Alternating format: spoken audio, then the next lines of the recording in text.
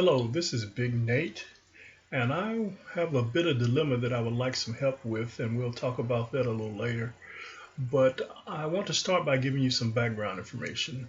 So, around 2018, 2019, a little bit pre COVID, I got interested in maybe purchasing an RV. So, I started going camping some when my son was a Boy Scout, and he's since got his Eagle, and unfortunately, I haven't been camping since then, but kind of wanted to get back into it. So again, I started looking around at some used RVs on some of the different used websites, and but then I remembered that I already have a conversion van, and so I thought, well, maybe I can take that and use that as kind of an RV. And then I kind of thought and said, well, surely I'm not the first person to come up with the idea of converting my van to a camper. So let me check YouTube and see what's out there available and what ideas I can find. And lo and behold, I discovered that there was a whole community called van life in which people actually convert their vans and live in their vans. And so that community, I just wanted to kind of give a shout out to those in that area and ask you if you would provide some tips or suggestions on my dilemma that I'll discuss a little later. First of all, I would like to give you a tour of my conversion van. It is a 1999 Chevrolet Express 1500. Um, it's got about 160,000 miles on it, and it has a few mechanical issues as well right now, so it'll need some repairs. But I think I'll get a little bit into that as I give you the tour, and then we'll come back after the tour and discuss my dilemma and maybe get some suggestions for a path forward. So here goes the video clip here of the van tour. Okay, here is a quick tour of the vehicle in question, and as you can see, she still looks pretty good. I don't have a name for her, but I've considered the Mothership Connection. But anyway, I know a lot of people have named their vans, but we haven't named this one.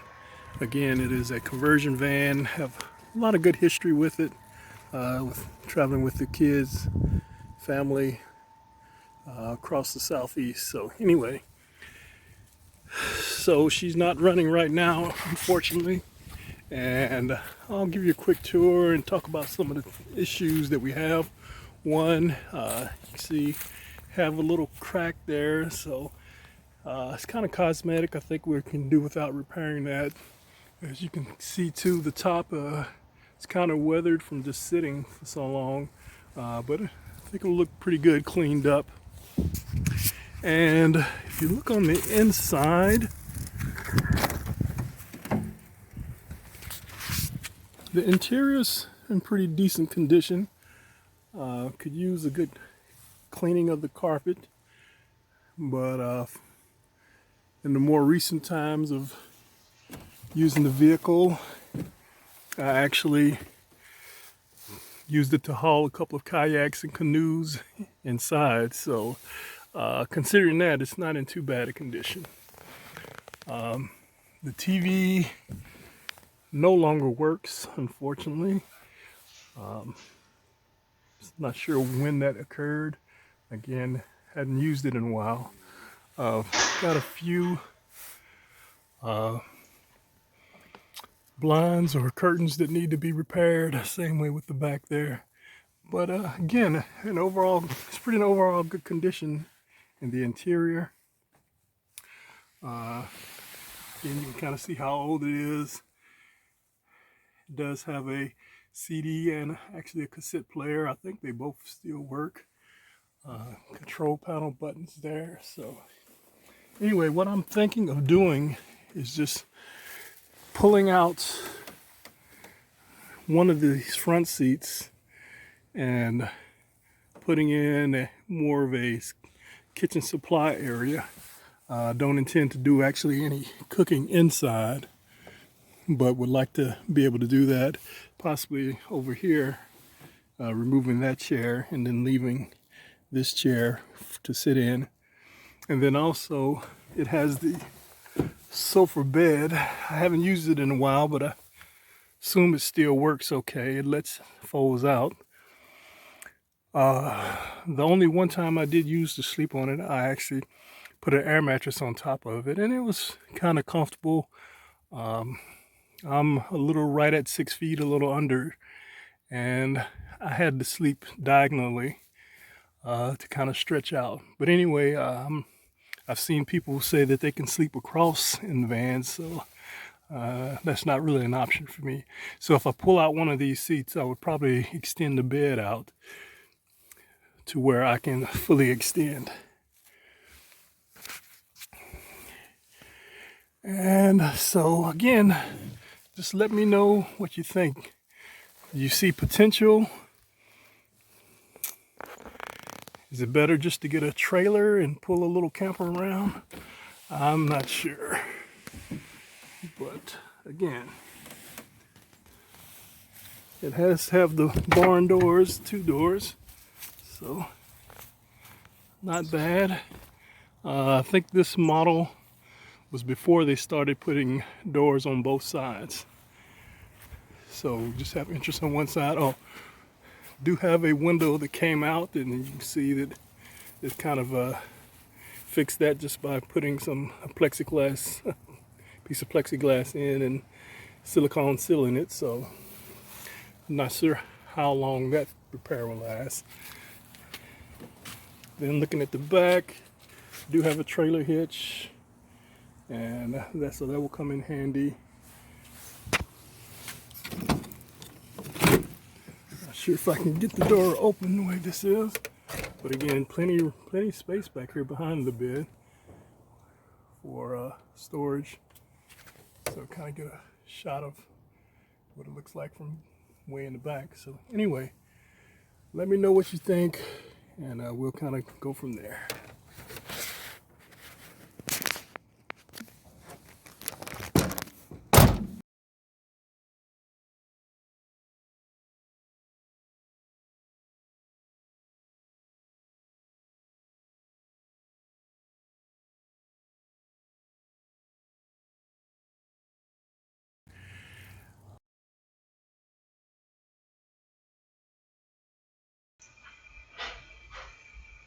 So we're back, and you kind of hopefully got a good tour of the van and can see what's going on.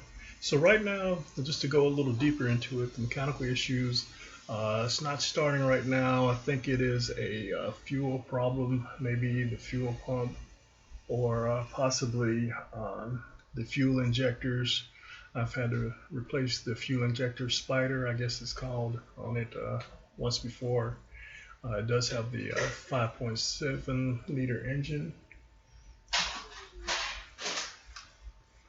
and also the transmission is not working. I think it slips when it goes into 3rd gear. I had it repaired a few years ago, but that repair didn't last, I don't know, a year until it actually went out again. So anyway, just not been successful in finding a good person to repair reliably the transmission.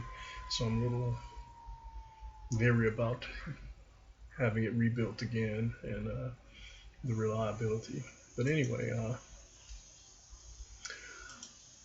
so this is my dilemma, whether to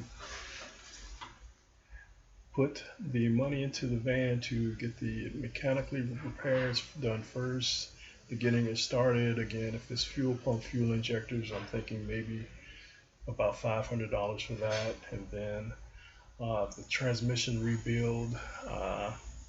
The guy did it before for about $800, but he didn't do a good job, so that's not an option. The other closest or lowest quote that I've received has been about $1,200, and again, that was pre-COVID, so who knows, that cost probably has gone up like everything else. So there's some other minor issues, or say minor issue. The AC doesn't work. The exhaust probably needs some work as well. So I'm thinking maybe 3 to 4 thousand in total cost to get it mechanically sound. That would be before putting any money into it to uh, convert the interior to a camper. And so the next thing I wanted to talk to a little about is the actual conversion and my goals. I guess start with what I want to do with the van. So I'm in my 50s already, so van life is not for me. I have a home. I have 3 children, two already out of high school, one still in high school. So I'm not going to be moving out of the house to live in a van. So this would basically be for just weekend trips to maybe a national parks or other campgrounds, and just probably uh, just along in the eastern United States or southeast. I don't, unless the van reliability. I guess I get more confident in the van reliability going out west or something like that is not really an option right now. But anyway, again, just looking for maybe 2 to 4 day camping trips here and there would be the goal to supply it or convert it for that. And also, I don't want to make any permanent changes. So the changes would have to be something that could be done, and then the seats put back in when I actually wanted to use it to carry the family somewhere. So, kind of again, with that in mind, what are my best options? Is it to repair this van and do some conversion on it, or is it to maybe repair it and then try to get a small travel trailer to tow around? Or the third option would be to try to trade this one in and get something newer for maybe $7,000 to $8,000 or under $10,000 and convert it, and as I have something a little more reliable. So again, just interested in what your thoughts and are, and also if you have any thoughts on places in the Knoxville, Tennessee area to get repairs done reliably cheap. I would also be interested in those, so leave those in the comments. And again, as I found many of those van life people living that style have already named their vehicles, so again, I think I'm going to go with the mothership for this. But again, let me know what you think in the comments, and I'll keep you updated as I make a decision to move forward.